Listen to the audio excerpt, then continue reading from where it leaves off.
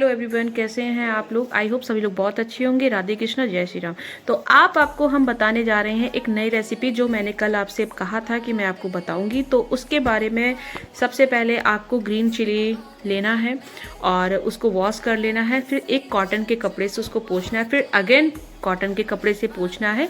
और उसको जब आपको लगे कि ना इसमें पानी बिल्कुल भी नहीं है, जैसे कि कई लोग कह रहे हैं ना कि मिर्च जो है वो उसमें फंगस सी लग जाती है, स्मेल सी आने लगती है, कि वो कारण ऐसा नहीं है कि आपको धूप ही प्रॉपर मिलेगी तभी आपका अचार सेफ रहेगा। आपका बनाने का तरीका भी आपका अचार सेफ रहता है।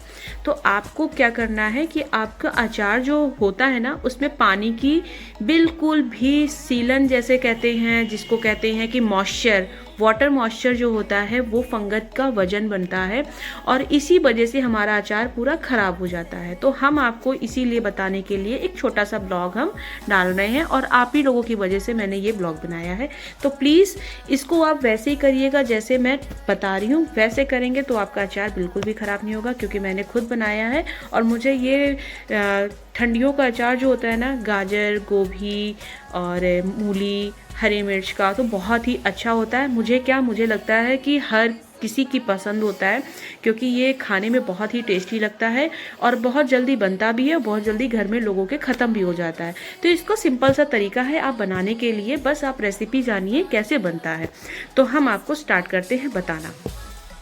मिर्च को हमने वॉश किया, उसको थोड़ी देर आधे घंटे के लिए छोड़ दिया, भूल गए, आप अपने घर के और काम करिए। फिर आप उसको उठाते हैं, उठाने के बाद कॉटन के कपड़े से साफ़ किया ताकि जो भी वाटर मॉइस्चर है उसको साफ़ कर लेते हैं।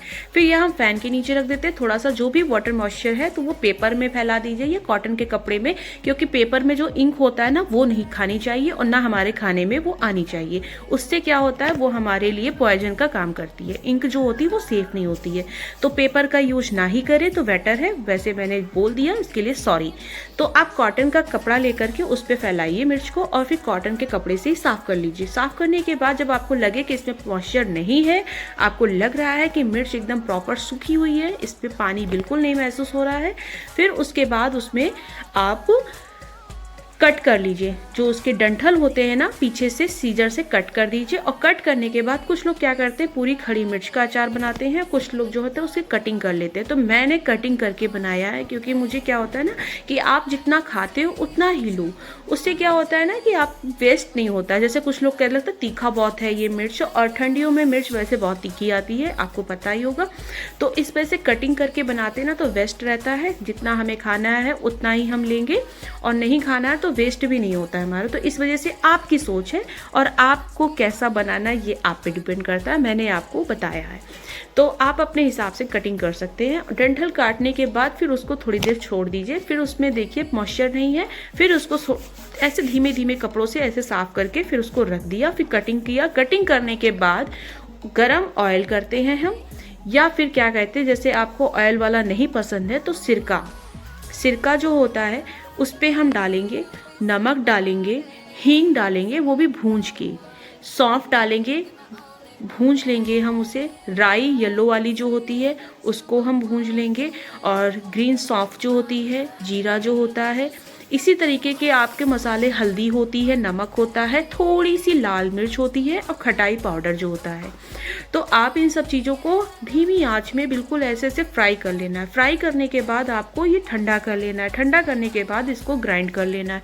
ग्राइंड करने के बाद जब आपको लगता है कि हमारी जो येलो राई जो है वो एकदम मसाले में हमारी मिक्स हो चुकी है, तब आपको हींग जो है हर बाइट पे मिलेगी। ऐसे क्या है ना कि बड़े बड़े कहीं कहीं जैसे हम पिसी हींग यूज करते हैं तो उसके दाने कभी कभी कुछ बड़े होते हैं और कुछ स्मॉल होते हैं, तो इस वजह से आपको कहीं ज़्यादा वाइट में आता है, कहीं आपको मिलता ही नहीं है। तो मैं आपको बता रही हूँ, उसको ग्राइंड करने से आपका मसाला पूरा प्रॉपर एक तरीके का हो जाएगा। उसके बाद आप जो आपने सिरका डाला है ना मिर्च में, उसके बाद उस मसाले को डाल दीजिए। मसाला डालने के बाद उसको हाथों से मिक्स कर दीजिए अच्छे से। मिक्स करने के बाद 1 घंटे के बाद आप इस मिर्च को खा सकते हैं। ढक के, इतना टाइट ढकिए कि इसमें बाहर की एयर भी ना जाए। इतना टाइटली, मतलब जैसे पुराने ज़माने में हमारी दादी नानी मामी मौसी सब लोग जैसे करते थे ना, वैसे ही करना है आपको। या तो कोई कॉटन जैसे बरनी आती है अचार रखने वाली वो, या आपका कोई भी बर्तन है, बाउल है, कुछ भी, तो उसमें इतना टाइट बंद कर देना है कि एयर बाहर की बिल्कुल भी नहीं जानी चाहिए। तो आप 1 घंटे बाद इस अचार को खा सकते हैं, और खाने के बाद आपको पता चलेगा कि देखिए कितना अच्छा, और इसको लॉन्ग टाइम तक आप सेफ रख सकते हैं, क्योंकि ये आपका ख़राब नहीं होगा, क्योंकि आपने पानी को अच्छे से साफ़ कर लिया है और इसमें मॉइस्चर बिल्कुल भी नहीं है, तो फंगस नहीं लगेगा। और इसमें जो है ना सिरका आपका जो पड़ता है, तो वो क्या होता है ना, उससे मिर्च को गला देता है। वो उतना ही गलाता है जितना आपको टेस्ट में अच्छा लगता है, ये ख़राब नहीं होता है।